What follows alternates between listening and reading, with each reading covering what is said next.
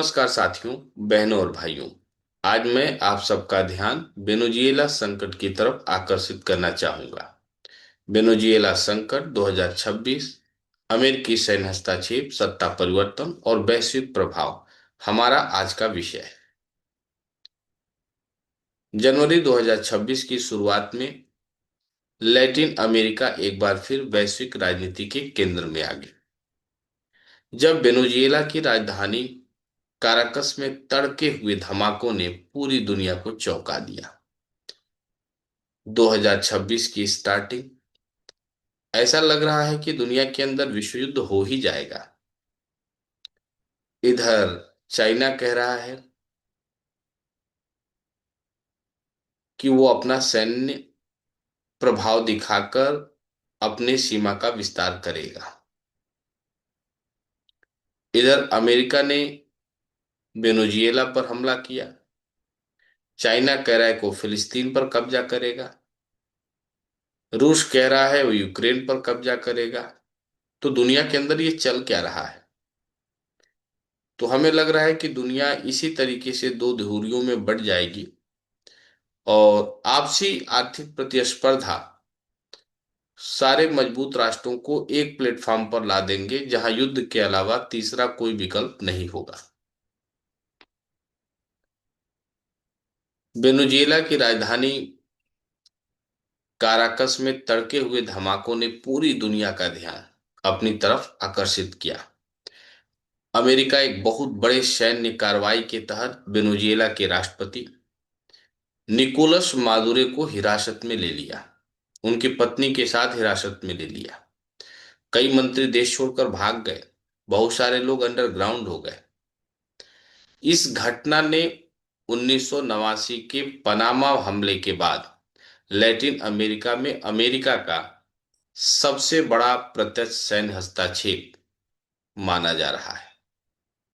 यह केवल एक देश की सरकार बदलने की प्रक्रिया मात्र नहीं है, बल्कि संप्रभुता, अंतर्राष्ट्रीय कानून, संसाधन राजनीति और वैश्विक शक्ति संतुलन से जुड़ा हुआ एक गहरा संकट के रूप में हम इसे देख सकते हैं, महसूस कर सकते हैं। साथियों, इस पूरी घटनाक्रम पर विचार करने से पहले हमें थोड़ा सा, ज्यादा नहीं, थोड़ा सा वेनेजुएला के बारे में जानना चाहिए। वेनेजुएला की स्थिति क्या है? अमेरिका वहां हमला क्यों करेगा? वहां किसकी सरकार है, क्या है? अमेरिका को क्या फर्क पड़ेगा? आप सोचिए कि बांग्लादेश में हिंदुओं का, वहां की माइनॉरिटी कम्युनिटी का खुलेआम कत्लेआम हो रहा है। अमेरिका को फर्क पड़ रहा है? घंटा फर्क नहीं पड़ रहा है। पाकिस्तान में क्या वहां पर इंटरनल हालात हैं? पाकिस्तान के अंदर आजादी की आवाज उठ रही है। पाकिस्तान की सरकार अपने ही नागरिकों का कत्लेआम करा रही है। अमेरिका को फर्क पड़ रहा है? घंटा फर्क नहीं पड़ रहा है। तो फिर अमेरिका ने फिलिस्तीन पर, सॉरी, अमेरिका ने वेनेजुएला पर हमला करने का इतना बड़ा दुस्साहस क्यों किया? क्योंकि वेनेजुएला दुनिया का सबसे बड़ा तेल भंडारण वाला देश है। ये फैक्ट है। ह्यूगो चावेज के बाद निकोलस मादुरो के नेतृत्व में देश में समाजवादी बेलिवेरियन मॉडल को अपनाया गया, लेकिन वेनेजुएला की सरकार के आर्थिक कुप्रबंधन, अमेरिका का प्रतिबंध, राजनीतिक दमन, तेल पर निर्भरता, ये सारी बातों ने वेनेजुएला को गहरे संकट में डाल दिया। 2024 में वेनेजुएला में चुनाव होता है, मादुरो की सरकार बनती है, लेकिन उस सरकार की वैधता को लेकर यूरोपीय संघ और अमेरिका ने सवाल खड़ा किए, जबकि चीन, ईरान, रूस, क्यूबा मदुरो सरकार का समर्थन किए। अब वहां पर 2024 में चुनाव होता है और चुनाव को लेकर ही दुनिया दो धड़े में बढ़ जाती है। यूरोपीय संघ मतलब यूरोप और अमेरिका, दोनों को जोड़ दे नाटो, इन कंट्रियों ने वेनेजुएला की सरकार को अवैध करार दिया, जबकि रूस, चीन, क्यूबा और ईरान कहते हैं कि नहीं, वो सरकार ठीक है, अमेरिका के नीति दमनकारी है। तो यहां से दुनिया के अंदर रस्सा किससे शुरू होता है। अब यहां एक बात मैं और जोड़ूंगा कि अमेरिका ने जो सैन्य कार्रवाई किया, अब उस पर थोड़ा सा हम प्रकाश डालेंगे। सबसे पहले तो आप ये जानिए कि अमेरिका ने जो सैन्य कार्रवाई किया, उस कार्रवाई का नाम क्या है। उस कार्रवाई का नाम है ऑपरेशन एब्सोल्यूट रिजॉल्व।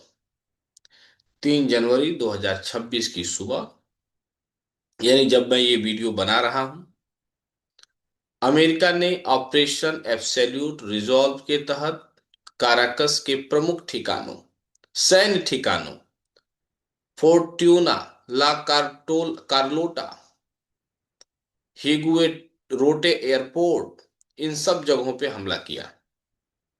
अमेरिकी राष्ट्रपति डोनाल्ड ट्रंप ने यह दावा किया कि यह कार्रवाई मादुरे को न्याय के कटघरे में लाने के लिए की गई है।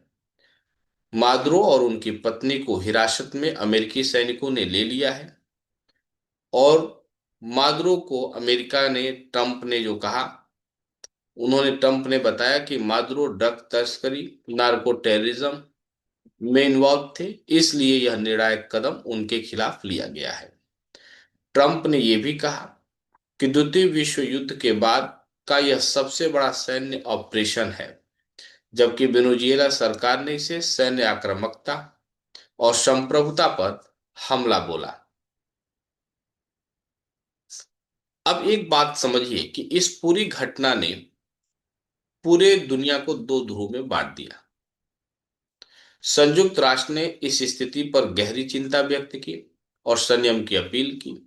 रूस, चीन और ईरान ने इसे अंतर्राष्ट्रीय कानून और यूएन चार्टर का खुला उल्लंघन माना। ब्राजील, चिली, कोलंबिया जैसे लैटिन अमेरिका के देशों ने इसे खतरनाक मिसाल कहा। वहीं यूरोपीय संघ ने मादुरो की वैधता पर सवाल उठाते हुए शांतिपूर्ण संक्रमण की बात की। उत्तर कोरिया के किम जोंग उन ने तो इसे संभावित विश्व युद्ध की चेतावनी तक बता दिया।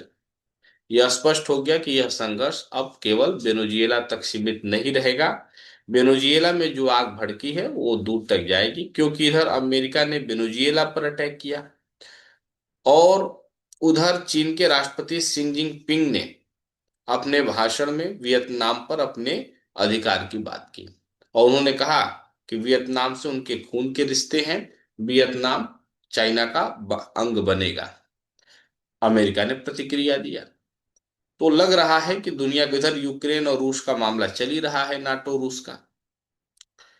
तो वेनेजुएला में आगे क्या हो सकता है, 3 पॉइंट बनेंगे। या तो वेनेजुएला में कोई तब तक कार्यवाहक सरकार बनाकर और वहां पर चुनाव 30 दिन 60 दिन के अंदर संपन्न कराया जाएगा, या वहां पर जो लीडर ऑफ अपोजिशन है वो सामने आएंगे और सत्ता को चाबी अपने हाथ में लेंगे। इसमें मारिया कोरिना मचाडो का नाम प्रभावी रूप से सामने आ रहा है। या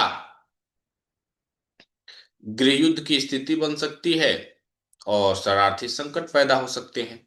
यही 3 स्थिति बनेगी, इसके अलावा तो कोई ऑप्शन दिख नहीं रहा है।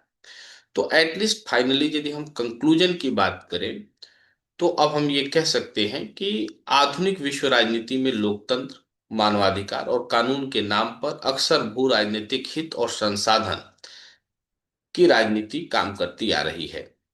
इस पूरे संघर्ष में आम नागरिक का ही नुकसान होगा। आने वाले समय में यह संकट तय करेगा कि क्या वैश्विक व्यवस्था अंतर्राष्ट्रीय कानून से चलेगी या जिसकी लाठी होगी उसकी भैंस होगी। जो ताकतवर होगा वो अपने साम्राज्य का विस्तार करेगा। और हमें लग रहा है कि साम्राज्य विस्तार या अपना प्रभुत्व या प्रभाव दिखाने की ये जो हनक और सनक दुनिया के तमाम मजबूत राष्ट्रों को लगी हुई है, चाहे वो रूस हो, चाइना हो, अमेरिका हो, ये तृतीय विश्व युद्ध करा सकता है। और काफी एकेडमिशियन और जो अंतर्राष्ट्रीय मामलों के जानकार हैं, उनको ऐसा लग रहा है कि कुछ ऐसी ही स्थितियां प्रथम और द्वितीय विश्व युद्ध के समय भी बनी थी। तो कहीं ऐसा न हो कि चाइना का वियतनाम पर हमला, रूस का यूक्रेन पर हमला और अमेरिका का वेनेजुएला पर हमला, ये तृतीय विश्व युद्ध की पृष्ठभूमि तैयार करे। बहुत बहुत धन्यवाद। वीडियो पसंद आए तो लाइक शेयर सब्सक्राइब करिए। Thank you.